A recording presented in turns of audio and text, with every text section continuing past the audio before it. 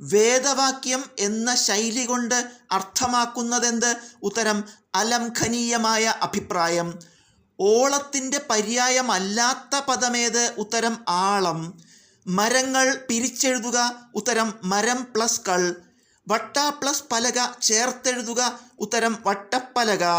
മണൽ പ്ലസ് അരണ്യം ചേർത്തെഴുതുക. ഉത്തരം മണലരണ്യം.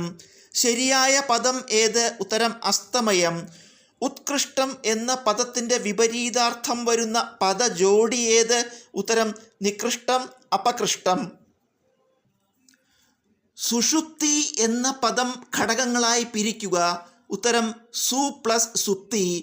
രാത്രി, മഞ്ഞൾ, ഇരിപ്പിടം എന്നീ അർത്ഥങ്ങൾ വരുന്ന പദമേത്? ഉത്തരം വസതി. ഗുരു എന്ന പദത്തിൻ്റെ സ്ത്രീലിംഗം ഏത്? ഉത്തരം ഗുർവി. പദജോഡികളിൽ രണ്ടും ശരിയായതേത്?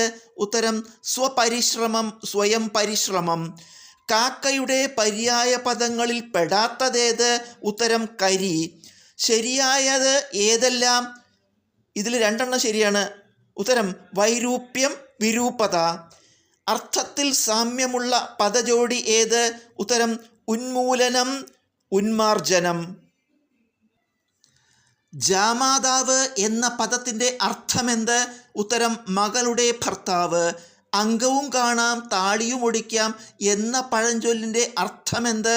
ഉത്തരം രണ്ടു കാര്യം ഒറ്റ പ്രവൃത്തി കൊണ്ട് സാധിക്കുക. ഹ്രാസം എന്ന പദത്തിൻ്റെ വിപരീത പദം ഏത്? ഉത്തരം വികാസം. വഴി പോകുന്നു സമാനവാക്യം ഏത്? ഇത് PSC പരീക്ഷ ചോദിച്ചതാണ്, പക്ഷെ അത് പിന്നീട് ക്യാൻസൽ ചെയ്തു ആ ചോദ്യം. ലജ്ജയുടെ പര്യായ പദം അല്ലാത്തതേത്? ഉത്തരം ക്രതു. കോഴി എന്ന പദം ഏത് ലിംഗവിഭാഗത്തിൽപ്പെടുന്നു? ഉത്തരം ഉഭയലിംഗം. ശരിയായ പദം ഏത്? ഉത്തരം സർവസ്വം.